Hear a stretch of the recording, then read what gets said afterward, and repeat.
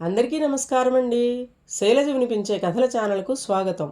ఈరోజు మనం మాచిరాజు కామేశ్వరరావు గారు రచించిన పిశాచాల పెళ్ళికొడుకు అనే కథను విందాం. ఈ కథ ఆగస్టు 1975 చందమామలో ప్రచురింపబడింది. ఒక ఊళ్ళో దక్షిణాన వల్లకాట్లో పురాతనమైన చింత చెట్టు మీద కొన్ని ఆడపిశాచాలు నివాసం ఏర్పాటు చేసుకుని ఉంటున్నాయి. వాటిలో ఒక కుర్ర పిశాచి సంసార జీవితం అనుభవించకుండానే పిశాచి అయిపోయింది. అందుచేత దానికి మళ్ళీ మనిషిగా మారి పెళ్లి చేసుకుని సంసార జీవితం గడపాలనే కోరిక గాఢంగా ఉంటూ వచ్చింది. ఒకరోజు కుర్ర పిశాచి తన కోరికను మిగతా పిశాచాలకు చెప్పింది.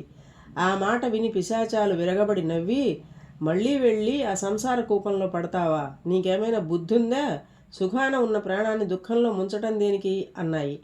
అత్తగారి బాధలు, ఆడపడుచుల సాధింపులు భరించలేకే నేను ఉరిపోసుకున్నాను. ఆ సంగతి నీకు తెలియదేమో అన్నదొక పిశాచి. ఆడబడుచులు అత్తగారు లేని ఇల్లే చూసుకుంటాలే అన్నది కుర్రపిశాచి. మర్నాడు చీకట్లు ముసురుతూ ఉండగా కుర్రపిశాచి అందమైన అమ్మాయిగా మారి కొంత దూరాన ఉన్న ఒక పాడుపడిన సత్రం అరుగు మీద ఏడుస్తూ కూర్చున్నది. కాసేపటికి అటుగా వెళుతున్న ఒక అందమైన యువకుడు దాని కంటపడ్డాడు. వాణ్ణి చూస్తూనే కుర్రపిశాచి సంతోషపడిపోయి మరింత గట్టిగా ఎడవసాగింది. ఎవరు వారు? చీకటి పడినా ఇంకా ఇక్కడే ఉన్నావేం అని ఆ యువకుడు అడిగాడు. కుర్రపిశాచి వెక్కి వెక్కి ఏడుస్తూ, మాది పొరుగురు, అమ్మా నాన్న పోయి అనాథనయ్యాను. ఇలా ఊళ్ళు పట్టుకుని తిరుగుతున్నాను. నా జీవితం ఎలా గడుస్తుందో అన్నది. ఆ యువకుడు జాలిపడి, ఎవరినైనా పెళ్లి చేసుకోలేకపోయావా అన్నాడు. చెప్పటం తేలికే, కట్నం ఇయ్యలేని నన్ను ఎవరు పెళ్ళాడతారు అన్నది కుర్రపిశాచి. నీకు అభ్యంతరం లేకపోతే నేను నిన్ను పెళ్లి చేసుకుంటాను అన్నాడు యువకుడు. నాకు అత్త ఆడబడుచులు ఉండటం అభ్యంతరమే అన్నది కుర్రపిశాచి. నాకెవరూ లేరు, ఒంటరిగాణ్ణి, లంకంత ఇల్లు మాత్రం ఉన్నది అన్నాడు యువకుడు. అయితే మన ఇంటికి పోదాం పదా అని కుర్రపిశాచి లేచి నిలబడింది. ఆ యువకుడు ఇల్లు ఊరి మొదట్లోనే ఉన్నది. మర్నాడే ఇద్దరూ పెళ్లి చేసుకుని ఆ ఇంట్లో కాపురం పెట్టారు. అర్ధరాత్రి వేళ తన భర్త నిద్రపోయాక కుర్రపిశాచి ఇంట్లో నుంచి బయలుదేరి తన పూర్వ నివాసమైన చింత చెట్టు దగ్గరకు వచ్చింది. ఎవరా వచ్చింది? ఎంత ధైర్యం! చీల్చండి, చంపండి అని పిశాచాలు హంగామా చేశాయి. కుర్రపిశాచి వాటి హడావుడి చూసి కాసేపు విరగబడి నవ్వి తన అసలు రూపం ధరించింది. అరే, నువ్వేనా? పోల్చుకోలేకపోయాం సుమా. నువ్వు వెళ్ళిన పని సానుకూలమైందా అని పిశాచాలు ఆత్రంగా అడిగాయి. అందమైన యువకుడే దొరికాడు, అత్త ఆడబడుచులు లేరు, పాతకాలపు పెద్ద ఇల్లు అని కుర్రపిశాచి గొప్పలు చెప్పుకున్నది. నీ మొగుడు ఎలాంటివాడు? కాపురం ఎలా ఉన్నది అన్నది ఒక ఆడపిశాచి. నా మొగుడికే మాణిక్యం లాంటివాడు. నేనంటే ప్రాణం అడ్డు పెడతాడు. మా కాపురం నిక్షేపంలా ఉన్నది.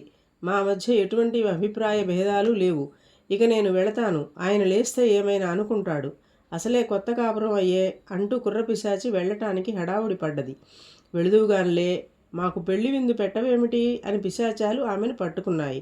కుర్రపిశాచి కాసేపు ఆలోచించి, అలాగే, విందు రేపు చేసుకుందాం. చీకటి పడ్డాక మీరంతా మనుషులుగా మారి మా ఇంటికి రండి. మిమ్మల్ని నా స్నేహితురాళ్ళుగా పరిచయం చేస్తాను. అర్ధరాత్రి నా భర్తకు తెలియకుండా మనం విందు చేసుకుందాం అని చెప్పి మళ్ళీ అమ్మాయిగా మారి ఇంటికి తిరిగి వచ్చింది. మర్నాడు చీకటి పడ్డాక పిశాచాలన్నీ అమ్మాయిలుగా మారి వచ్చి కుర్రపిశాచి ఇంటి తలుపు తట్టాయి. కుర్రపిశాచి ఏమీ ఎరగనట్టు తలుపు తెరిచి, అరే, అంతా ఒక్కసారే కట్టకట్టుకుని వచ్చారే అని ఆశ్చర్యం నటించి వాళ్ళను తన స్నేహితురాలుగా తన భర్తకు పరిచయం చేసింది. తరువాత ఆమె తన భర్తతో, ఈ రాత్రికి మీరు కింద పడుకోండి, నేను నా స్నేహితురాళ్ళు మేడ మీద పడుకుంటాం అన్నది. అందరూ కలిసి మేడ మీదకి వెళ్ళారు.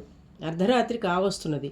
భర్త మంచి నిద్రలో ఉన్నట్టు రూఢి చేసుకుని కుర్రపిశాచి చకచకా విందు ఏర్పాట్లు ప్రారంభించింది. ఈ మానవాకారాన్ని మోయటం మా వల్ల కాదు అని పిశాచాలన్నీ తమ అసలు రూపాలు ధరించాయి. విందు ఏర్పాట్లు పూర్తయ్యాయి. పిశాచాలన్నీ జుట్టు విరబోసుకుని చప్పట్లు చరుస్తూ కోలాహలంగా నృత్యాలు చేశాయి. తరువాత అవి అన్నీ విందుకు కూర్చున్నాయి. మన గోలకి నీ మొగుడు లేచాడంటే కొంప మునుగుతుంది.